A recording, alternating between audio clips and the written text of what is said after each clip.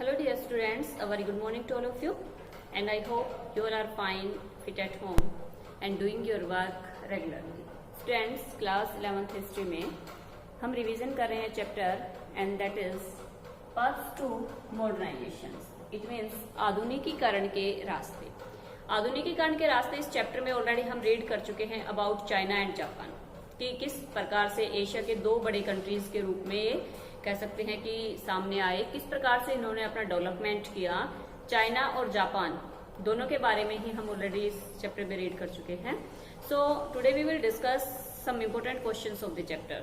आज हम इसके जो इम्पोर्टेंट क्वेश्चंस हैं उनके बारे में डिस्कस करेंगे.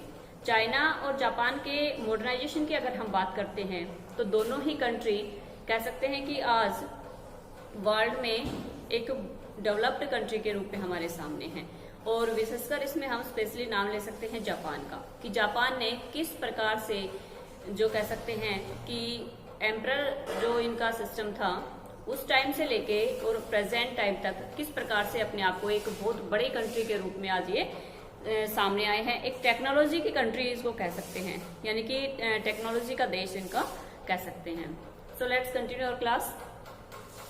पॉलिटिकल जो कंडीशन थी चाइना और जापान की इन 19th सेंचुरीज, जब 19th सेंचुरीज की हम बात करेंगे तो इनकी जो पॉलिटिकल सिचुएशन थी दोनों कंट्रीज की, साथ साथ दोनों का कंक्लूजन करते चलेंगे इसमें कि किस प्रकार से जापान और चाइना की स्टार्टिंग हम बात कर रहे हैं 19th सेंचुरीज की. तो उस टाइम पीरियड के दौरान इनकी जो पॉलिटिकल सिचुएशन थी, जो पॉलिटिकल सिस्टम था दोनों ही देशों में, वो किस प्रकार का था. East Asia dominated by China.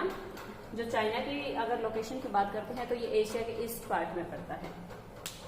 वहां पर जो किंग डायनेस्टी थी वो रूल कर रही थी. उसके बाद same secure in its power. और ये जो कंट्री था चाइना, ये जो इसकी पावर थी उस टाइम पीरियड के दौरान 19th सेंचुरी के दौरान, तो कह सकते हैं कि बहुत ज्यादा पावरफुल कंट्री इसको हम बोल सकते हैं. उसके बाद जापान की अगर हम बात करें तो जापान एक स्मॉल आइलैंड था. जापान की अगर लोकेशन देखते हैं तो हम ये तीन जो साइड्स हैं, 3 साइड्स से आइलैंड से घिरा हुआ कंट्री है. तो एक छोटा सा द्वीपीय जो देश जिसको हम बोल सकते हैं वो था उस time. Seemed to be locked in isolation. अगर देखो इसकी बात करें तो एकांत देश के रूप में उस टाइम पीरियड के दौरान जो जापान की सिचुएशन थी, एक प्रायद्वीपीय कंट्री था और एक बिल्कुल ही अकेला द्वीप कंट्री जिसको हम बोल सकते हैं. तो दोनों के ही लोकेशन में कह सकते हैं कि बहुत दोनों की जो सिचुएशन थी, सिस्टम था उस टाइम पीरियड के दौरान, वो बहुत अलग अलग था. क्योंकि जापान उस टाइम पीरियड के दौरान 19th सेंचुरीज में क्या था, एक पावरफुल कंट्री के रूप में सामने था. जबकि जापान किस टाइप से था, जापान एक आइसोलेशन कंट्री के रूप में कह सकते हैं कि उस टाइम पीरियड के दौरान था, एक एकांत जिसको बोल सकते हैं प्रायद्वीपीय देश. उसी प्रकार से अब बात करेंगे हम इसमें स्पेशली जापान से रिलेटेड जो हमारे क्वेश्चन आंसर हैं कि जापान का जो फूड था, जिस स्टेपल फूड बोल सकते हैं कि कौन सा था, राइस एंड फिश. अगर हम इसकी स्टेपल फूड की भी बात करें तो राइस और फिश, यानी कि जो चावल है और फिश है वो यहाँ का मेन स्टेपल फूड है, मेजर फूड आइटम्स है यहाँ के जापान के. और इसमें भी मेनली अगर हम बात करें फिश की तो इसमें जो रॉ फिश है, जिसमें रॉ फिश इट मीन्स जो कच्ची मछलियां होती हैं, उसमें एक स्पेशल जो मछलियों की कैटेगरी है जिसमें सुशी या फिर सुसुमी जिसको बोलते हैं, वो मछली यहाँ पर बहुत ज्यादा फेमस है. Become widely popular. Raw fish में मैंने आपको 2 मछलियों के नाम बताए हैं, सुशी या फिर सुसुमी. ये दोनों ही मछलियां क्या कह सकते हैं कि बहुत ज्यादा पावर जो पॉपुलर भी हैं और जिसको कह सकते हैं कि जो विटामिन वगैरह होती हैं इनसे, वो सबसे ज्यादा इनसे मिलती हैं. तो स्टेपल फूड के बारे में अगर बात करें जापान के तो वो कौन सा है, राइस एंड फिश. अब आगे बात करेंगे हम जापान की ही मेजी रेस्टोरेशन की.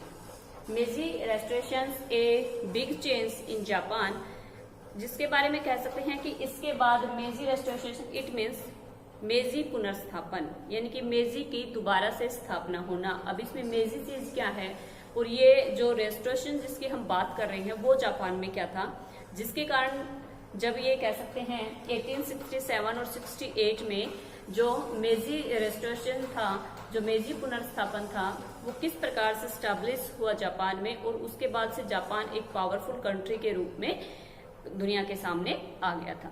इसके बारे में बात करते हैं थोड़ी। इन 1867-68 1867 और 68 की बात है ये, द शोगुन रूल, कि वहां पर उस टाइम पीरियड के दौरान, इससे पहले वहां पर शोगुनों का शासक था। शोगुन वहां पर कंटिन्यू एक लंबे पीरियड टाइम तक वो रूल कर रहे थे जापान के ऊपर, जो शोगुन लोग थे in Japan, and replaced by new official and adviser.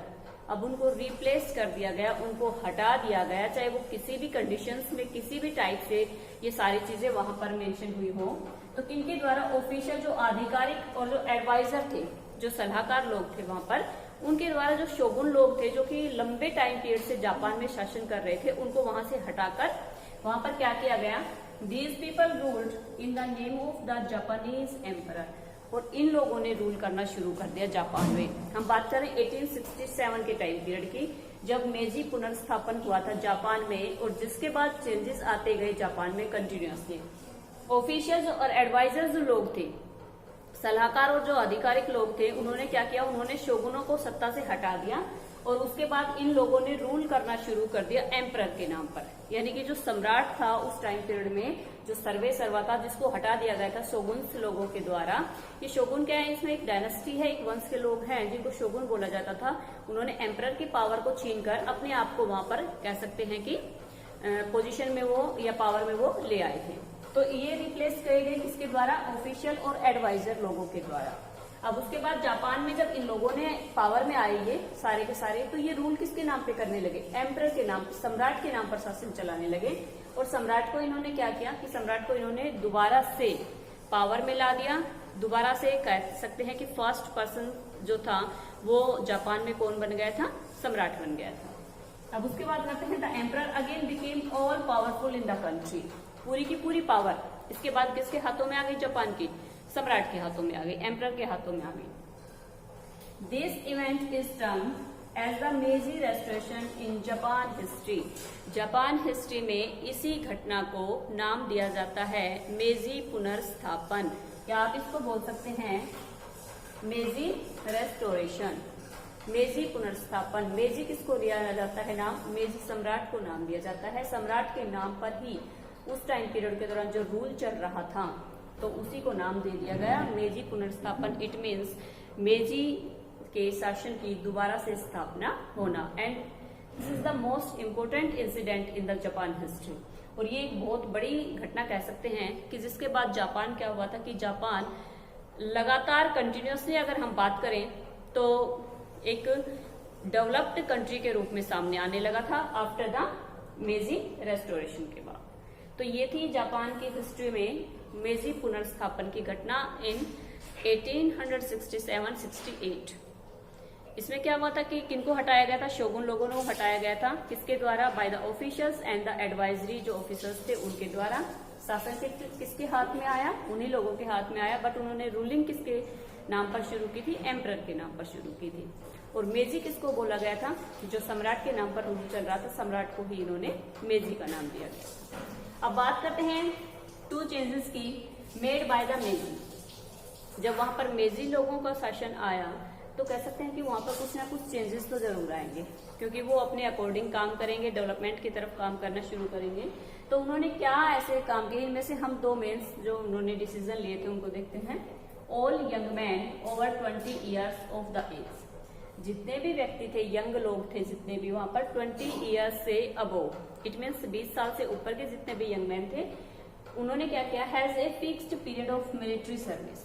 उन लोगों के लिए फिक्स कर दिया कि आपको इतने साल तक मिलिट्री में अपनी सर्विसेज हैं जो वो देनी होंगी, या कह सकते हैं कि नेशन के लिए आपको फिक्स एक टाइम पीरियड बना दिया गया था उनका कि इतने साल तक आप लोगों को मिलिट्री सर्विसेज देनी है अपनी कंट्री के लिए। तो ये सभी के लिए बनाया गया, किन लोगों के लिए, जिनकी एज कितनी थी, 20 ईयर्स से अबव थी। अब बात आती है modern military force was developed. सबसे मेन चीज जो थी वो किया गया कि जो मिलिट्री फोर्स थी, यानी कि मिलिट्री को वहां पर बहुत ज्यादा डेवलप किया गया, पावरफुल बनाया गया, स्ट्रॉन्ग बनाया गया।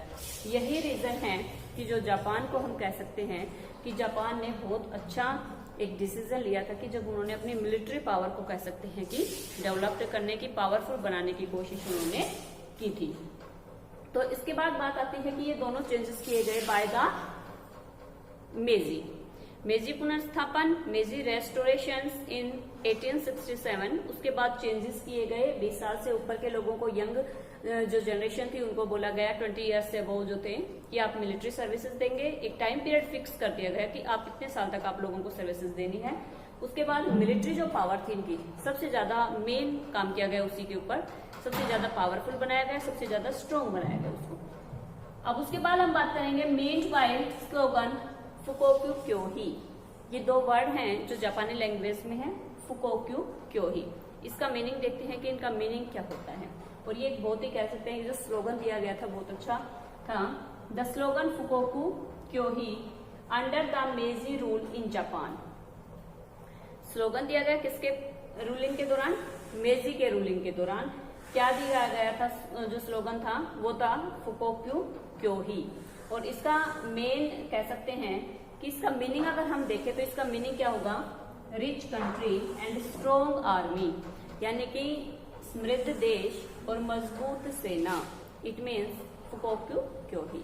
जापानीज लैंग्वेज में एक कह सकते हैं एक नारा दिया गया, एक स्लोगन दिया गया था मेजी लोगों के द्वारा कि हमें अपनी कंट्री को क्या बनाना है? रिच बनाना है, एक समृद्ध देश के रूप में लोगों जो बाकी देश है उनके सामने रखना है। और साथ में कह सकते हैं कि स्ट्रॉन्ग आर्मी। आर्मी की हमने बात की थी इससे पहले कि उन्होंने जो चेंजेस किए थे तो उसमें उन्होंने अपनी मिलिट्री पावर को ही सबसे ज्यादा स्ट्रॉन्ग बनाया था। और एक यही चीज थी कि ये स्लोगन उनके द्वारा दिया गया था जो फुकोक्यू क्योही का। इसका मीनिंग भी क्या था? It means rich country and strong army. तो ये सारी चीजें थी, ये सारे चेंजेस आते जा रहे थे। किसके द्वारा आते जा रहे थे ये सारे चेंजेस? ये आए थे मेजी जो पुनर्स्थापन हुआ था उसके बाद जो एम्परर के नाम पर शासन चलने लगा था उनके नाम पर। अब बात करते हैं जापान की। यहाँ पर तो ये सारी चीजें इसके डेवलपमेंट की तरफ लेके जा रही हैं कि कैसे धीरे धीरे 1867 के बाद जो जापान था, उससे पहले शोगुनों का जो शासन था वो कैसे खत्म हुआ, किस प्रकार से डेवलपमेंट स्टार्ट हुआ उनका। लेकिन जब हम बात करेंगे 20वीं शताब्दी के बारे में, जहाँ पर सेकेंड वर्ल्ड वॉर हमारा स्टार्ट हो गया था, तो जापान एक बार फिर से कह सकते हैं कि अमेरिका के द्वारा जो एटम बॉम्ब, उसके दो जो बड़े बड़े शहर थे, बड़े नगर थे, हिरोशिमा एंड नागासाकी, उन दोनों के ऊपर जब उनको गिराया गया तो उसके बाद जो वो जापान की कंडीशन थी वो कह सकते हैं एक बार फिर दोबारा से सिचुएशन थी जो चेंजेस होती गई। और उसके बाद भी हम कह सकते हैं कि इतने बड़े अमेरिका ने जब उनके ऊपर एटम बम गिराए तो उसके बाद भी जिस तरह से उन्होंने अपनी प्रोग्रेस की है, जिस तरह से कह सकते हैं कि उन्होंने अपने आप को एक डेवलप्ड कंट्री के रूप में आज स्टैब्लिश कर रखा है, वो रियलिटी में कह सकते हैं कि एक बहुत बड़ी अचीवमेंट है जापान के लिए। तो nuclear bombs were dropped on Hiroshima and Nagasaki. किसने गिराए थे ये? यूएसए ने, यूनाइटेड स्टेट अमेरिका में, इन 1945 एंड 6 अगस्त एंड 9 अगस्त। 6 अगस्त और 9 अगस्त 1945 को एटम बॉम्ब गिराए गए थे। जो एक्सिस पावर थी उनमें से जापान, जो जर्मनी था और इटली था, दोनों की हार हो चुकी थी। सिर्फ और सिर्फ जो कह सकते हैं कि अलाइज पावर थी, उनके सामने एक कंट्री खड़ी थी, वो कौन सी थी? जापान थी। अब जापान के सामने कह सकते हैं जापान को हराने के लिए अमेरिका को यूज करने पड़े थे एटम बॉम्ब। दोनों जो उसके बड़े शहर थे नागासाकी और हिरोशिमा, उनके ऊपर एक 6 अगस्त को, एक 9 अगस्त 1945 को दोनों के ऊपर एटम बॉम्ब गिरा गया। इसके बाद कह सकते हैं कि वहां पर जो सिचुएशन थी वो अपने आप ही चेंज हो गई और जापान ने इस सेकेंड वर्ल्ड वॉर में कह सकते हैं अपनी हार जो थी वो स्वीकार कर ली थी। तो इसके बाद की अगर बात करें हम जापान की 1945 के बाद, तो धीरे धीरे उसके बाद भी जो डेवलपमेंट जापान ने किया है अपना, और आज एक टेक्निकल कह सकते हैं कि एक बड़ी टेक्नोलॉजी जो कंट्री है उसके रूप में आज हमारे सामने है, तो वो अपने आप में एक बहुत बड़ा अचीवमेंट कह सकते हैं जापान का। तो स्टूडेंट्स, आज हमने बात की थी जापान के बारे में। दो कंट्रीज पश्चिम मॉडर्नाइजेशन की तरफ, आधुनिकीकरण की तरफ जो दो देश जाने वाले थे एशिया के, मेनली चाइना एंड जापान, जिसमें सबसे स्ट्रॉन्ग कंट्री के रूप में कौन आता है सामने? जापान की बात की जाती है। जापान और चाइना दोनों की ही जो ज्योग्राफिकल सिचुएशन थी, जो ज्योग्राफिकल इनकी संरचनाएं हैं वो अलग अलग हैं। उसके बाद भी एक छोटा सा जो आइलैंड कह सकते हैं कंट्री था, तीन तरफ से कह सकते हैं प्रायद्वीपीय देश के बारे में अगर हम बात करें, और फिर उसके बाद अपने आप को एक बड़े डेवलप्ड कंट्री के रूप में स्टैब्लिश करना, ये बहुत बड़ा अचीवमेंट है जापान का। और आज जो इसकी पावर है, जो भी इसके पास टेक्नोलॉजी है, उसे आज सारा ही वर्ल्ड हम कह सकते हैं कि आज बहुत अच्छे से परिचित हैं। तो जापान में इसका मेन जो स्टेपल फूड था राइस और फिश थी, उसके बाद मेजी रेस्टोरेशन हुआ था, मेजी पुनर्स्थापन हुआ था। उसके बाद जो सिचुएशन चेंजेस होती गई थी इसकी, उनके बारे में हमने बात की कि शोगुनों को हटाकर जो पावर थी एम्परर के हाथ में आई, उन्होंने चेंजेस किए। फिर उसके बाद कंट्री में मिलिट्री को सबसे ज्यादा पावरफुल बनाया और स्लोगन दिया उन्होंने फुकोकू क्योही का। इट मीन्स रिच कंट्री बनाना है और जो हमारी आर्मी है उसको कैसा बनाना है, स्ट्रॉन्ग बनाना है। तो स्टूडेंट्स आज हमने बात की थी जापान से रिलेटेड। आई होप आप जो क्वेश्चंस थे चैप्टर आपके फर्स्ट 2 मॉडर्नाइजेशन से अच्छे से क्लियर होंगे। Okay students, thank you.